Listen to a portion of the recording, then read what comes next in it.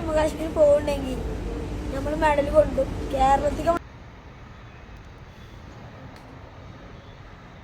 2-3 ദിവസമായിട്ട് social media full ആ തൊലിച്ചിൻ്റെ പിന്നാലെയാണ്. അതിൻ്റെ ഇടയിൽ ഇതൊന്നും ചിലപ്പോൾ നമ്മളെ കണ്ണിൽ പെട്ടില്ലാന്നുണ്ടാവും. ഏകദേശം 3200 കിലോമീറ്റർ താണ്ടിക്കാണ്ട് ചെക്കന്മാർ കാശ്മീർ പോയിക്കാണ്ട് മെഡൽ തൂക്കിയാന്നതാണ്.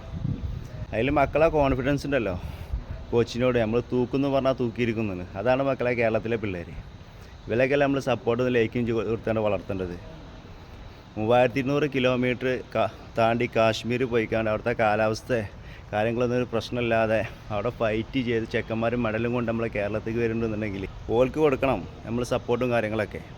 അല്ലാതെ സോഷ്യൽ മീഡിയ കടന്നുകാണ്ട് ഓരോ വെറുതെ കാട്ടിക്കൂട്ടി ഓരോ തൊലിച്ചിതരം കാട്ടിക്കൂട്ടുന്ന അമ്മാരി ചൊണ്ണകളുണ്ടല്ലോ, അങ്ങനത്തെ പോലെയൊക്കെ മാറ്റി നിർത്തിയിട്ട് ഇമ്മാരി ചെക്കന്മാരും മക്കളൊക്കെ വളർത്തിക്കൊണ്ട് നാളെ നമ്മളെ ഇന്ത്യക്കും നമ്മളെ നാടിനും ഒക്കെ നല്ല പേരുണ്ടാക്കാൻ പോലെ കൊണ്ടൊക്കെ കഴിയും.